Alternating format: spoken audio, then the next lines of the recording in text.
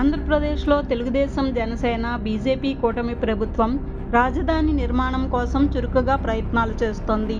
ముఖ్యమంత్రి చంద్రబాబు నాయుడు స్వయంగా జాగ్రత్తలు తీసుకుంటూ రాజధాని పనులను పరుగులు పెట్టిస్తున్నారు. అమరావతి విషయంలో న్యాయపరమైన చిక్కులు రాకుండా ముందస్తు జాగ్రత్తలు తీసుకుంటున్నారు. ప్రభుత్వ పరంగా జాగ్రత్తలు తీసుకున్నాకనే ప్రకటనలు విడుదల చేస్తున్నారు.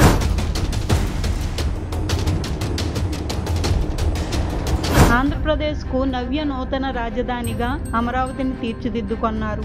ప్రపంచ స్థాయి రాజధానిగా మలిచేందుకు పెద్ద ఎత్తున సన్నాహాలు చేస్తున్నారు. ఇందులో భాగంగా మరో విడత భూ సమీకరణ చేపట్టాలని ఇప్పటికే నిర్ణయించారు. ఇందులో భాగంగా తాజా నోటిఫికేషన్ విడుదల చేశారు. ఈ మేరకు సిఆర్డీఏ పరిధిలో రాబోయే రోజుల్లో చేయబోయే భూ సమీకరణకు సంబంధించిన నిబంధనల్ని సర్కారు విడుదల చేసింది. ఇందులో భాగంగా 217 చదరపు కిలోమీటర్ల పరిధిలోని రాజధానికి మినహా మిగతా సిఆర్డీఏ ప్రాంతం మొత్తానికి వర్తిస్తాయి.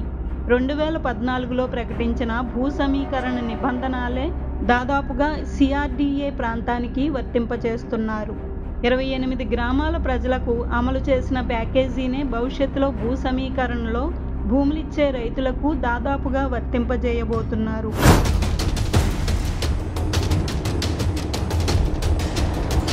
రైతులకు ఇచ్చే పరిహారం విషయంలో పూర్తి స్థాయి స్పష్టత ఇచ్చారు. మెట్ట భూములైతే అభివృద్ధి చేసిన లేఅవుట్లో ప్రతి ఎకరానికి 1000 గజాల నివాసం, 250 చదరపు గజాల వాణిజ్య ప్లాట్ చొప్పున ఇస్తారు.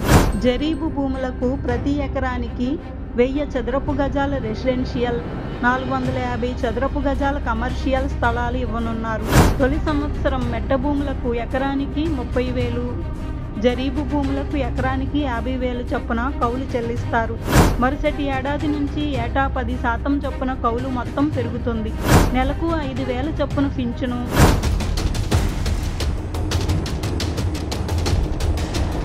నిమ్మ, సపోటా, జామ వంటి తోటలు ఉన్న భూములకు 1,00,000 చొప్పున పరిహారం చెల్లిస్తారు. ఇది ఒకసారే వర్తిస్తుంది. అమరావతిలో కోర్ క్యాపిటల్ భవనాలతో పాటు చాలా హంగులు తీసుకొని వస్తున్నారు. రాజధాని అమరావతికి అనుబంధంగా విమానాశ్రయాలు, నౌకాశ్రయాలు, రైల్వే లైన్లు వంటి కీలకమైన మౌలిక వస్తువుల అభివృద్ధిపై ప్రభుత్వం దృష్టి సారించింది. ఇందుకోసం రహదారులు, విద్యుత్ లైన్లు, వీధి దీపాలు, తాగునీరు, మురుగునీరు, వర్షపు నీటిపారుదల వ్యవస్థలు, టెలికమ్యూనికేషన్ లైన్ల ఏర్పాటు, పార్కులు, ఆట స్థలాల అభివృద్ధి, మొక్కలు పెంచడం వంటి పనులన్నీ పూర్తి చేసేందుకు 3 ఏళ్ల సమయం పడుతుంది. ఇవన్నీ అంతర్జాతీయ ప్రమాణాలతో తీర్చిదిద్దాలన్నది చంద్రబాబు ప్రభుత్వ ఆలోచన. ఇందుకు అనుగుణంగా తాజా భూసేకరణ నోటిఫికేషన్ విడుదల చేశారు.